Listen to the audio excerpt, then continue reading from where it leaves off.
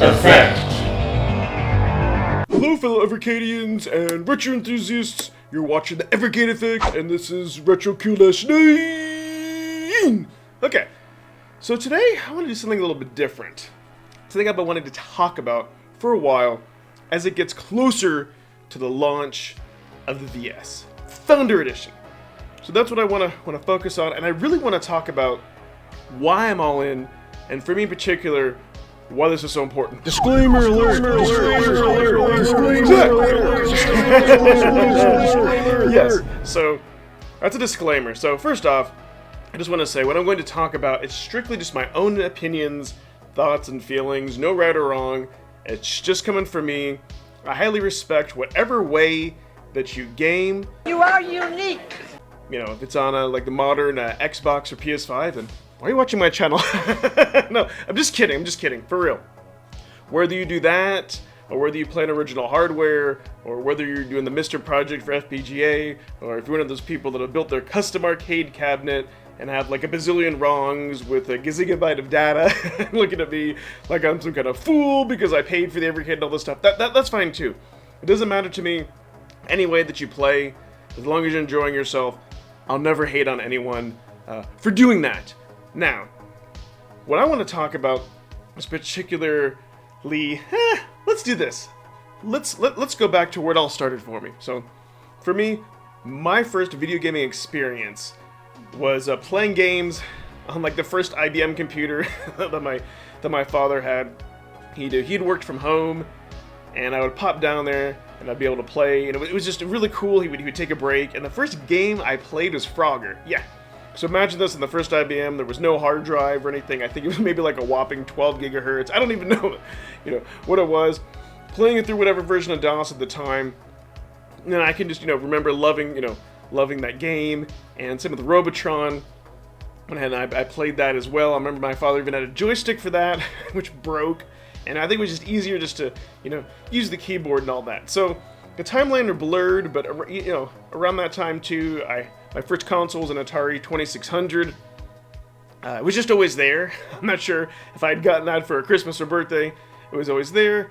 And then my neighbor who lived across the street from me, there was a group of brothers and sisters. They had a ton of Atari games, and actually they had like the Activision games like Pitfalls and Sequest, and that's how I played those. Of course, I had the classics like Adventure and yes, Pac-Man, as horrible as it was. There's some nostalgia for that. And Dragonfire, and a lot of the other cool games.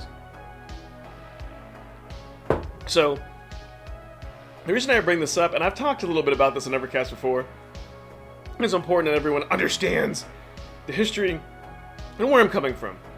So, fast forward to about like 86, 87, when I got the Nintendo for Christmas, it was mind-blowing. It was a game changer. I can remember seeing that in Legend of Zelda. Yes.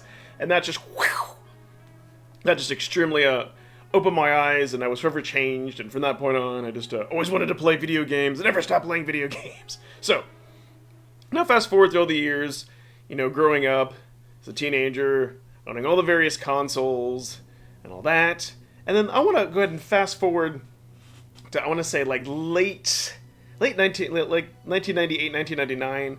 At that time, I was off to college. I remember Emulation being a new thing. Yeah, y'all remember playing like Nintendo, like Nesticle, and other like emulators to Super Nintendo. And I can remember then. So I bring this up because that's when I first started to rediscover my retro roots. Having a laptop. At that time, I was living in Houston, Texas, going to the Art Institute, and all that. And I remember the great thing was I could play all these games that I had loved growing up, even though the emulation was far from perfect. It was good enough then, and I had a controller, and yeah, I was pretty happy with that. That time, I was just, focused on my life there, focused on my studies, going to college, and everything else. And then if you fast forward a number of years, pretty much throughout my life at that point, I've been flipping back and forth, playing emulation. There'd be times where I would be like, ooh, I gotta go through and configure MAME or configure whatever Nintendo emulator. Just kind of, jump back and forth, get it on my system, and then whatever consoles that I owned then, like the GameCube, the Wii, PS2, and then if we skip forward to the PS4. So yeah, throughout my life, video games have always been there. I should say retro gaming especially, and I've been kind of flipping back and forth. And then there was a point in time where, yeah, I got into the PS4, and it was all about Call of Duty, you know, paid for PS Plus, and that was the main game that I played, and I got my fix. And so then I did that for a while. You know, throughout my life, I've liked online games and multiplayer games and all that. I played probably every single MMO that you can think of. Got burnt out on that. It makes me wanna fight! And I'll talk a little bit more about like my thoughts on how I came to be with AAA gaming and MMOs, and why I'm not really into that anymore, why it doesn't do it for me, and all that. So there came to a point where, yeah, the PS4, I was more playing retro games, and my kiddo had been playing like Minecraft and the you know, the Sims, and you know, a lot of that stuff.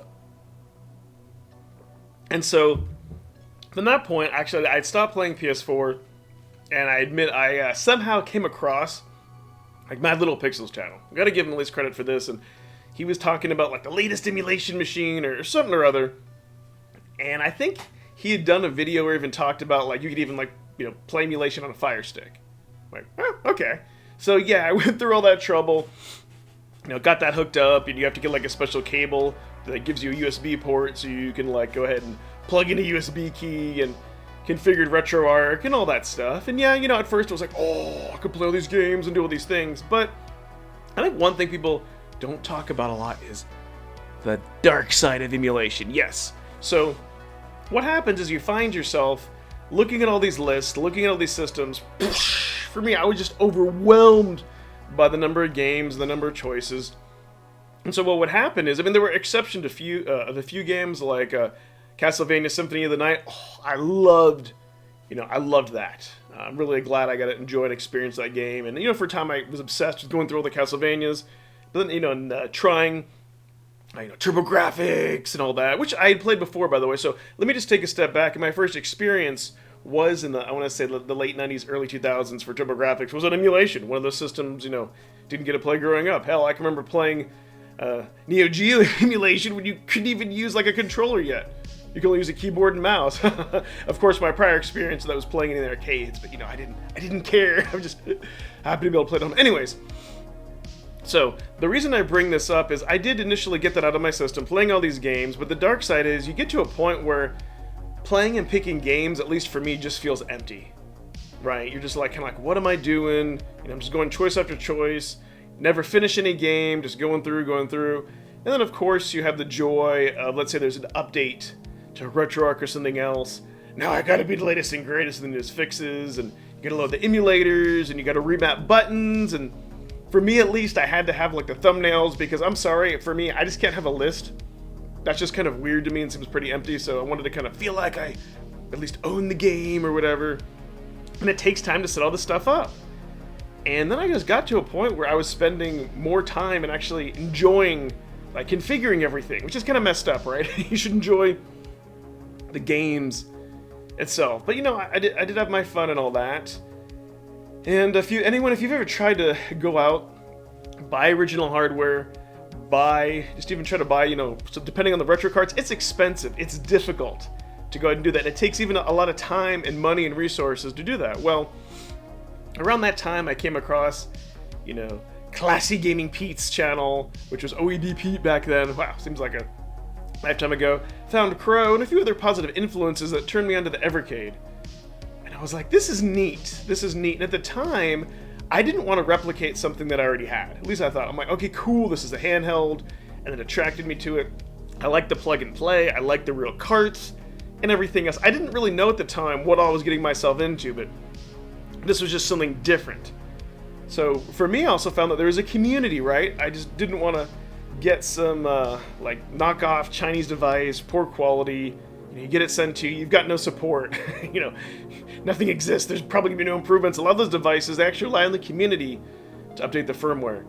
And for me, I didn't want that, right? I wanted a real console and a real community. And I kind of heard this company called Blaze, and they're located in the UK. So yeah, they really exist and all that. Fantastic. So that's what I'd gotten for Christmas. I got the initial 10 carts. I didn't know at the time that it was difficult to get some of the Namco ones and whatever, but yeah, I got that bundle. And it was pretty cool, and it was uphill from there. Then over time, the thing that I realized is I like being able to play the classic games that are nostalgic to me, and I like playing games that I didn't even know about. So what was cool at the Evercade, they would pop out all these carts, not too fast, but enough to where you'd be curious, what's on this collection? What's on the next collection? And then you could plug it in, and the controls would already be set up, and you wouldn't have to mess with anything. And you know what? You're not gaming on a PC, so that's the other big thing for me too. Not that there's anything wrong with PC gaming, but I wanted to play retro games on a damn console. I'm sorry.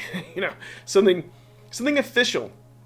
And then what happened over time is I realized having the ownership of this, having the ownership of these cartridges, it's ruined me from wanting to download like digital games. Because what happens is that, especially like on Steam or something, I download a bunch of these games and they get lost and I forget about them. At least even something like Worms back there that I don't really play as much. I have the physical game. It's real physical media. I have an instruction booklet. I can go back and look at it. It's nice. So there's the collecting part.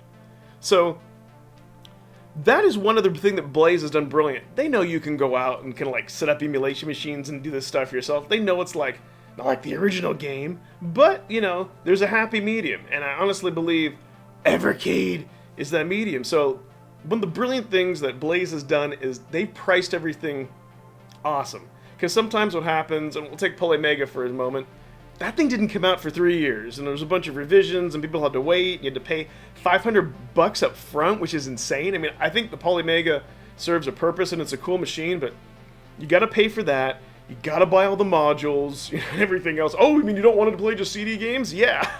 So, just even like pop in a Nintendo cart and play that, you're easily looking at over like $500, which is nuts. So, but they kind of offer a more of a plug and play, plus you gotta worry about internal storage because it copies the games there. So yeah, now Evercade, or Blaze, I'm sorry, they realized, hey, we just need to come out with something. Yes, eventually we want to have a home console and we want to do arcades, but we're not there yet. Let's do a proof of concept. Let's come out with this. Let's, they did like a Kickstarter or whatever.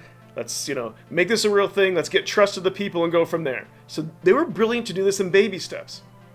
And I believe you can get just like the Evercade handled by itself for like 60 or 70 bucks USD, depending. You can get the premium back for $100 USD that comes with the 3 games.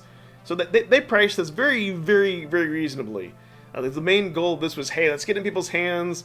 Let's let them play it. And yeah, in the beginning, maybe there were like some issues with the HDMI and all, but they went ahead and they fixed that. And they've gone through and they continue to fix it. I know Ryan's on top of that. He's also a great dude. But, so yeah, they've done this smart. They've gone out and acquired licenses, and they went after the licenses that they knew they could get right. Like, of course, we'd love like a Konami or a Capcom, but unfortunately, some of those bigger companies are difficult to deal with or unattainable. So yeah, they've gone out, found some like indie titles, Modern Gaming Retro, like Mega Cat Studios and Pico, all good stuff. So now, where have they been here today? So now they've come out with that. Evercade has been, to me, Evercade and Blaze, I guess the same thing. Blaze has been very great in being transparent to us about everything and all the delays. They even solved the problem for the chip shortage, which is just super fantastic. So yeah, so that was just really, really, really great. So I didn't know it at the time, but, getting involved in this, that I was going to be part of the community. I reached out to OEB Pete, and for me, I don't know if y'all know this, but I really took a chance because I had a really close friend of mine, pass away at a young age 15 years ago, and that really affected me, made it difficult for me to want to reach out and make friends again.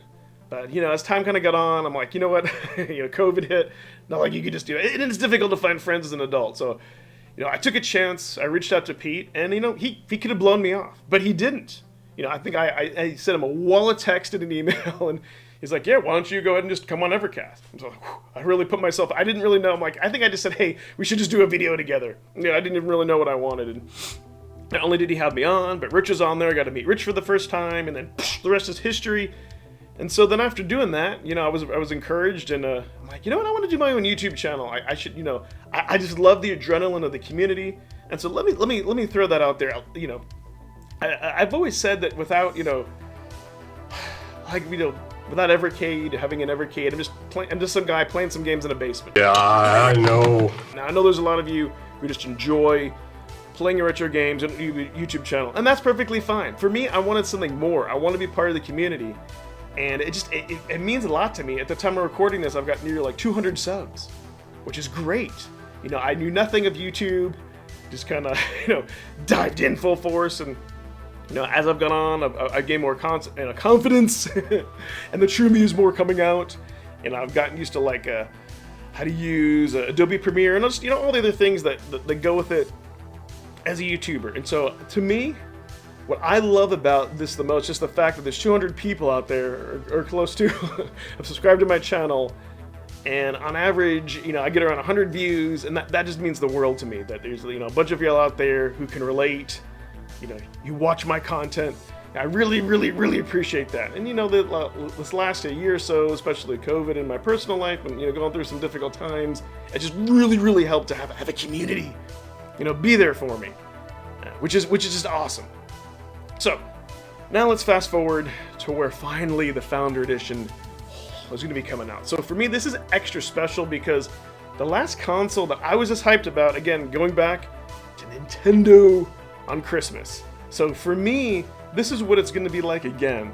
You know, having that console, popping in the carts. It's just, it's so fantastic. And what else is extra special to me was that these arcade carts. We haven't had an arcade console since the Neo Geo, right? Or the Neo Geo AS, which is just super stupidly expensive for anybody to collect. Hell, it's only money, as Rockefeller said. So for me, from that point, this really means the world to me, having those arcade carts. Not only that, even this console, I love the colors, the Knight Rider color scheme. It kind of reminds me, a cross between like TurboGrafx and a Neo Geo AES. So that's extra special to me. It looks like a Genesis. You know, I know people like the white and red because it is reminiscent of an NES, which is fine. And I think that's still cool, but for me, that makes it extra special. Not only that, and as I mentioned before, with Evercade, everything is priced right. I mean, they're doing something right. They're being transparent to their customers. Nothing is super expensive. I mean, you can get the VS with one game for, I think, around like $100 USD. I mean, that is crazy. There's, as I mentioned, like Polymega, and even the Amico. Sorry, even that, you know, for me, even that's like kind of like up there, a little up there in price. Understand that's a different ecosystem, whatever else, but you know, Blaze has done this right. They've targeted your retro enthusiasts like us watching this, and just your casual gamer. But let's say they want to get it for their son or daughter to play and introduce them to retro. It's just, it's brilliant the way they've done it. For me, the fact that in 2021, there actually are new cartridges and instruction booklets in cases, you know, if you'd told me that when I was a teenager, I never would have thought we would have gone away from physical media. I never would have thought that that we would have gone away from instruction booklets, which is nuts. Not even the Switch has like instruction booklets. Unless it's like some special edition, they might throw that in, you know, might throw that in there if it's like limited run. So yeah, they're definitely doing something right. And you know, as I went ahead and got more back into my retro roots, you know, I've talked about how I had a GameCube and some Dreamcast games sitting there gathering dust, and I went ahead and exchanged that for store credit and Rediscover, and got like the Game Boy Advance and Game Boy games, and you know, I really caught the nostalgia bug. And so from then on, you know, Evercade has meant even more to me, having the physical media. You know, as I've said, I'm ruined for just getting digital, you know, digital only, you know. But I wonder, like, if I had something like an iArcade, you know, with a bunch of games on it because it's physical hardware, you know, it'd probably work. Or something like an arcade machine. It was always, you know, you've never actually had a separate cart, unless it's been like a Neo Geo MVS. So I think that would be fine. But for a console, it's a little bit different. So now, for me, having just that emotional connection to the physical media means the world to me. So I always will, you know, tell people or friends or, you know, that ask me at Evercade, listen, if you just want to play games, you just want to play retro games and you don't care about the experience, you want to play them, load up a ROM on your computer. Nothing wrong with that, you know, play it through the, but if you want an actual experience, recapture nostalgia and go back in time, that's what the Evercade is for. And not only that, the plug and play is just incredible. I mean, for me, a lot of us are busy, families and work. I just want to be able to like plug this in and just play it. I know I've been rambling on for 20 minutes here, like, at the time, but you know, I want to get my points across, you know. And that's another thing that this does beautifully. And so, why I'm all in on the VS Founder Edition is, I think I've talked it before. for me to complete the nostalgic experience, plugging that into a TV is just having a controller, having a wired controller, not worrying about something to charge, and just that is just going to complete the experience for me. And then getting this bundle like it's Christmas, getting all those like 6 carts bundled, and getting the extra cool stuff. Just in case you forget, let me put that up here on the screen. Yeah, we're getting all that extra really, really cool things. And so for me, you know, okay, so if you go back to, Blaze said that they're going to have 12 carts, around 12 carts a year, you know, that's like $240. If they added a couple more carts, it's still under like $300. Now, for me, that's affordable. For a lot of people, that's affordable, and that's if you buy every single cart.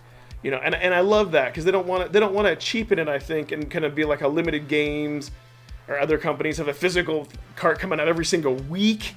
You know, I love how they're not being greedy, or like for the Switch store, forget about it. And the PS4 store is complicated. They want to have something special. You know, this is meant to be something different. Cool. This is meant to be for people who want to collect retro games and play retro games. You know, if you don't care about the physical media, there's plenty of other modern consoles, like the Switch, PS4, PS5, Xbox, whatever, you can play stuff on. This is something neat. And Evercade, they're gamers themselves, and they understand this market. So this market is for all of us. And for me, I love that. Like, yeah, I can afford a couple $100 a year to collect all this stuff. You could, some of these games that are on here, you could just spend that much, and it's insane. So they priced everything right. I mean, I'm not deluded. I know it's not like the original game, but that's fine. It doesn't have to be. It still means so much to me to get my hands on this physical media, have something different, and the VS Founder Edition, it was priced perfectly. So for me, this is a rare opportunity where I honestly feel like I can really get a collectible, you know, something special. You know, something different that, you know, that's just like not thousands of dollars, it's retro related. And I might add that getting the Evercade VS Founder Edition with all those games and everything was still cheaper than like buying something like a Polymega. So you see where I'm going. This is the price point that I'm at. And the other thing, when I get closer then to wrap it up, why it's important, why Evercade is important for me, is that as I've gotten older, I get bored of video games in general very easy. They don't hold my attention, which is a shame. I hate that about myself, you know. So the Evercade, you give multi-carts, multi-games. They got new ones coming out. They said next year they're going to have 2 of them come out every 2 months, so effectively be 1 every month. So I love the constant change, the shininess. You know, I never knew about the games that I wanted to play, and I still love all those games behind me, but sometimes I just get to a point where honestly, I just feel like as a gamer, I've got nothing to play. And that's just, you know, my own issues. And for me, I honestly feel like with modern AAA games, yeah, they're shiny, yeah, they have great graphics, but they've lost a lot of like the fun mechanics. What makes games so great is that they're fun. Duh. You know, I don't want my games to be super realistic. You know, when I watch a movie, or a show, I go ahead and I just kind of tune all that out. I want to know that I'm playing a game. I love that beautiful pixel art. You know, that's just me. I want to know that I'm playing a game and not watching a movie. And so for me, after a while, I just kind of feel like, you know, they put so much money, AAA games put so much money into the 3D effects and all that stuff that they lose what makes a game fun. You know, like they lose like Pac-Man at the time. You know, that never would, if that wasn't created, if that wasn't created, a million years ago, that wouldn't exist nowadays. And so that's why sometimes with remakes of games, when they make things 3D, they take away that essence. Yeah, they make it for better times, whatever. If you enjoy those, but for me, I like the true classics. And for MMOs, you know, I've had my fun, but what would happen is it was just this, you know, the same grind, the same completing quests and all that. You get to the end of the game, end of the MMO, you run dungeons just to get better gear, to run more dungeons to get better gear. It never ends. And then usually, like a lot of creators of MMOs, they would do something that would totally like destroy the economy and mess things up. And for a quick story about that, I think one of my last experiences were when Sony went ahead and they did the original EverQuest, right? And they re-released it and they made it so it wasn't like super hardcore rules, but it wasn't the modern rules. It was such a happy medium, such a fun game, such a fun economy. They did everything right. Oh, truly, if anything, it was bad because, you know, it kept me up late. But it was one of the most fun MMO experiences. And then somebody figured out there was a bug with alchemy where you could just print money. You could print platinum. And then the key thing about EverQuest, it's a game where you didn't have all these items bound to your character, and it's all about farming and, you know, selling things and getting the gear that you want, moving on. Sorry, I take a sip there. But that was destroyed because Sony failed to fix a bug, and what would cost you maybe 4,000 platinum would be like 400,000 or 400 million. Like, money was meaningless, and they ruined and they destroyed the game, and Sony wouldn't fix it. So yeah, just you know, that's just one example. Or, you know, like AAA games, they would say, oh, they're gonna do all these cool things, and the game comes out broken. Like Cyberpunk, which I never bought that. I think that's just an example. So yeah, and even like when I was playing Call of Duty, it was just like a cash grab. Every year they skin a new game, and you have to buy the game. You got to pay for, you know, you got to pay to play it online. You got to grind out and do everything again. So there's kind of a pattern with a lot of modern games that it's just, for me, it's just like too grindy. Do the same thing again, a little variety. You know, I wish it wasn't the case. You know, that said, if you play story games, if you love them, that's fine. I did go back to Grand Theft Auto in small doses. I've been playing that. My daughter's been watching me. So yeah, I can do that, but I just like these jump out games that are just so much fun. So this is why the VS is important, because I don't want to get to a point where video games just aren't fun for me anymore. They don't hold my attention. And yeah, the VS is, you know, I mean, hell, the handheld has been keeping me entertained, been keeping me into it. And the VS is still going to continue to do that and still keep my love for retro gaming, because that's the one thing through my whole life that I just don't want to die, the one constant, one fun thing I'm back to. So, yeah, I think I've rambled on nearly close to 30 minutes. If you stuck with me this long, I really, really appreciate it. This is just Now, do you want to cancel that or what? something I've just wanted to get out and talk about for a while. I guess more kind of a serious side of me, just something I feel that, if you're new to the channel, please like and subscribe! Now, I really appreciate the community. I really appreciate everyone's support. The future looks bright. Me and Rich are getting closer and closer to releasing our joint project.